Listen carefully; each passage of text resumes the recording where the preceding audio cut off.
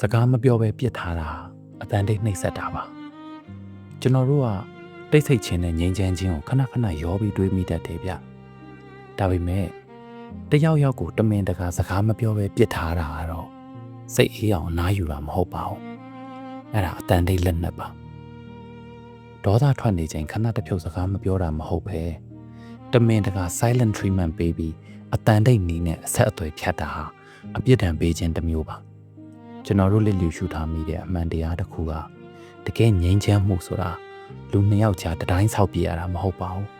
တရားခင်းပေးရတာပါတစ်ဖက်လူကိုအပြစ်ပေးဖို့အတွက်ကိုယ့်ရဲ့နှွေးထွေးမှုတွေကိုရုပ်သိမ်းလိုက်တယ်ဆိုတာတမင်နာကျင်အောင်နှိပ်စက်တာပါအော်ဟစ်ဆဲဆိုနေမှအကြမ်းဖက်တယ်လို့ခေါ်တာမဟုတ်ပါဘူးချစ်ချင်းမေတ္တာတွေရှိခဲ့တဲ့နေရာမှာအေးဆက်စိတ်သုံးနေတဲ့အခန်းလွတ်ကြီးတစ်ခုဖန်တီးလိုက်တာကလည်းစိတ်ပိုင်းဆိုင်ရာအကြမ်းဖက်မှုတစ်မျိုးပါပဲဒီလိုတိတ်ဆိတ်ခြင်းနေကြတဲ့မှာခမည်းနာကျင်နေရတယ်ဆိုရင်ယုံထွက်ဖို့လိုပါတယ်ခမည်းဟာအထီးကျန်ခြင်းနေကြတဲ့မှာနေကြမလိုပါဘူးနားလည်ပေးမဲ့စကားလုံးတွေနဲ့ပဲထိုက်တန်နေသူပါကိုယ့်ရဲ့ငြိမ်းချမ်းမှုကိုပဲစောင့်ရှောက်ရတာပါအေးချမ်းပါစေဗျာ